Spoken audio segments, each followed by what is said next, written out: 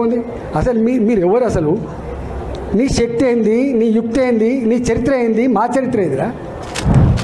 2002లో వచ్చిన ఆ జిల్లాకి, 2002లో వచ్చిన జిల్లాకి 2 సార్లు నేను జిల్లా పార్టీ అధ్యక్షుడిగా పనిచేసిన, నేను 2 సార్లు జిల్లా మంత్రిగా పనిచేసిన. నేను నా అడుగు పడని గ్రామాలు లేవు కరీంనగర్ జిల్లాలో. ఉమ్మడి కరీంనగర్ జిల్లాలో నా అడుగులు పడని గ్రామాలు లేవు.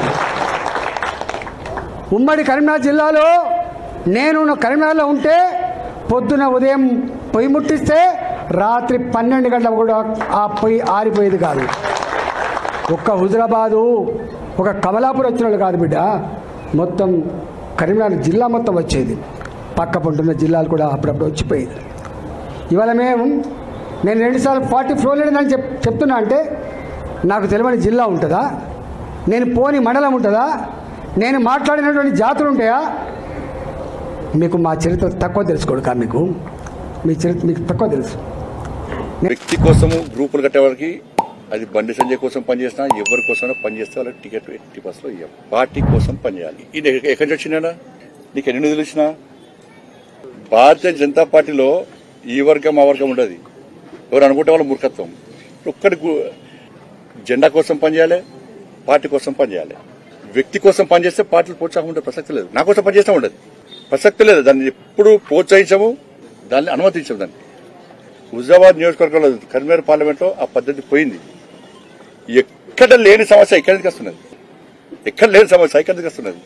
కానీ ఎవరైనా కూడా ఎవరి రాజకీయ భవిష్యత్తు మేము కష్టపడి ఇప్పుడు గట్లంటే బండి సంజయ్కి పార్టీకి హుజరాబాద్లో తక్కువ ఓట్లు రావాలని కొంతమంది పనిచేసారు. కొంతమంది గిరిగీసుకొని బండి సంజయ్కే పూజ చేస్తా అంటాడనుకో, వాళ్ళ అవుట్ రాసిపోయారు. వాళ్ళ భవిష్యత్తు అవుట్ ఎందుకు ఇస్తాం? టికెట్ ఎందుకు ఇస్తున్నా? ఇప్పుడు నాకు సపోర్ట్ చేసి బండి సంజయ్ వర్గమే అని ఇవ్వాలన్నా కూడా టికెట్ ఇయ్య. మోడీ వర్గం అనాలి, పార్టీ కోసం పనిచేస్తా ఉండాలి. ఇది క్లారిటీ. ఇప్పటికైనా కొంచెం అటు ఇటు ఉంటే మీరు పార్టీ జెండా కింద రావాలి. నా కోసమే పనిచేసేవాళ్ళు కానీ ఇంకోటి కోసమే పనిచేసేవాళ్ళు కానీ పార్టీ జెండా కింద రండి. ఒక జెడ్పీటీసీ టికెట్ను సగం పంచే మనం దాన్ని సర్వే చేస్తున్నాం. మనకు కావాల్సింది ఇలా మెజార్టీ మనం గెలవాలి, అన్ని పీఠాల్లో మనం కైవసం చేసుకోవాలి. ఎందుకంటే అభివృద్ధి చేసింది మనం, నిధులు తీసుకొచ్చింది మనం, కష్టపడేది మనం. నా 20,000 సైకిల్ అంటే ఈ మామూలు విషయం కాదు. దానికి ఎంత తెరవడానికి ఎంత కష్టపడో నాకు తెలుసు, ఎంతమందిని ఒప్పించో నాకు తెలుసు. ఇదే బాధలు తెలుసుకోవాలి, కష్టాలు తెలుసుకోవడం మనం చేస్తున్నాం. మనం ఇలా మోడీ అయినాక మోడీ కిట్స్ కోసం ప్రయత్నం చేస్తున్నాం. మనం నేను నంబర్ నువ్వు పోతే బట్టలు లేవా నా పిల్లలకు, బటన్స్ లేవు. ఇప్పుడు నేను ఏసీపీ మాధవ్ చూసినాము, కింద చెప్పులు లేవు, ఇక్కడ మొత్తం చినిగిపోయింది, డ్రెస్ మొత్తం చినిగిపోయింది. ఒక తృప్తి వాళ్ళకు, అరే సైకిల్ వచ్చింది నాకు, పోదాం స్కూల్కి పోదాం. ఈ పేదరికం గురించి మంచి ఆలోచన చేస్తుంది తప్ప ఇంకేంటంటే ఈ రాజకీయాలు, ఇంకెవరో రాజకీయాలు, చిల్లర రాజకీయాలు.